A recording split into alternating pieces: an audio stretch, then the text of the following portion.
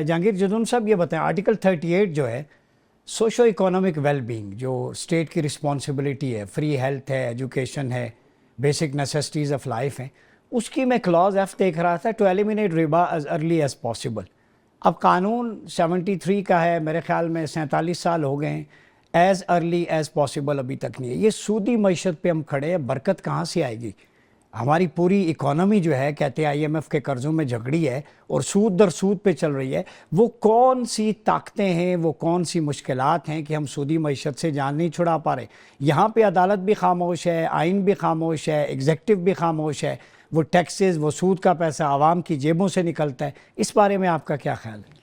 बहुत शुक्रिया। देखें, बेसिकली तो जब पाकिस्तान मर्ज वजूद में आया तो कॉन्सेप्ट था कि Islamic state, we are basically Islamic state जी। लेकिन यहाँ पे जो ऑपरेशन हो रहा है, जो लॉ बन रहे हैं, या जो जिस तरह आप अपने इसकी वन ऑफ द पिलर जो है वो सूद की बात की है, वो हमें नज़र नहीं आता, फील्ड में नज़र नहीं आता, इम्प्लीमेंट होते नज़र नहीं आता।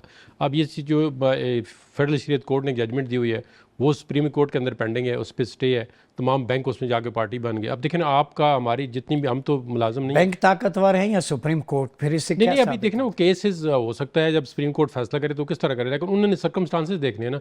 वो अगर कहते हैं जी, ऑब्वियसली वो इस्लाम के खिलाफ तो नहीं फैसला कर सकते, वो कहेंगे कि सूद जो है, अब सूद की फिर वो आगे जी एक साम बयान करते हैं, ये इस्लामिक बैंकिंग है।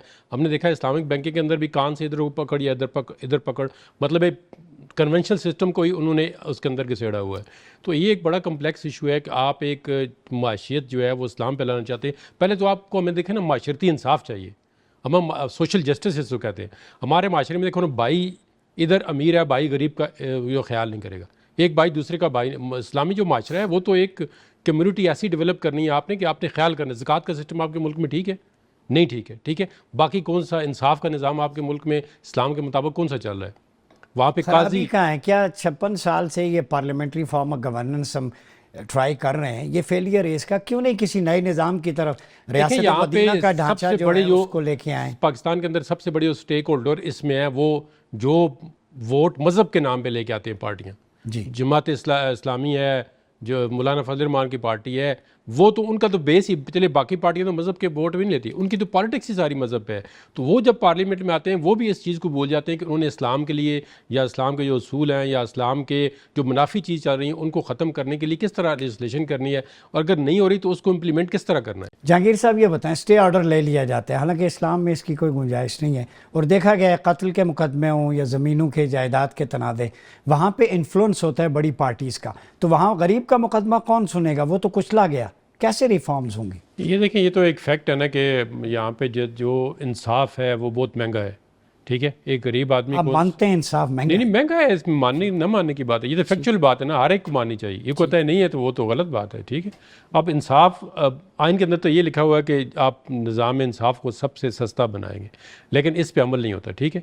जिस तरह अभी आपने कहा, इसमें हमारी पूरी डिस्कशन में आपने एक इदारे का नाम नहीं लिया, इसका नाम है Islamic ideology council, ideology council. अब उसका नज़रियाती काउंसिल, उसका काम ये है कि आप अपने इस्लामिक के अंदर जो कवानीन है या जो जैसे आप प्रॉब्लम बता रहे हैं इन पर नज़रसानी करें, इनके लिए कोई तजावीज़ दें।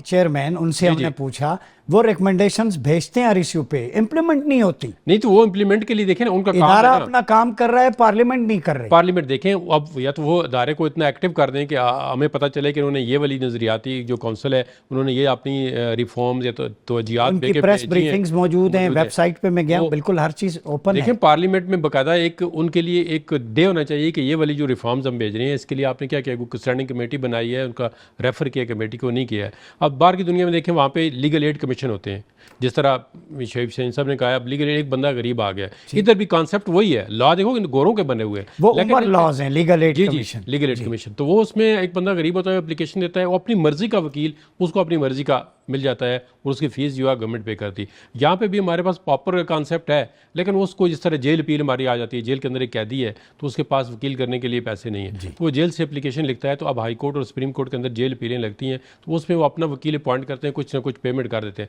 लेकिन वो भी इतना सिस्टम इफेक्टिव नहीं है। उस क्योंकि जेल अपील बनेगा तो उसको अपनी मर्जी का वकील नहीं मिलता, वो अदालत की मर्जी है कि मैं खड़ा हूँ या शहीद से खड़े, हम दोनों में से किसी को कर दिए, तीसरे बंदे को अपॉइंट कर दिए। कुछ थोड़ा बहुत सिस्टम चल रहा है, लेकिन इसको स्ट्रेंथन करने की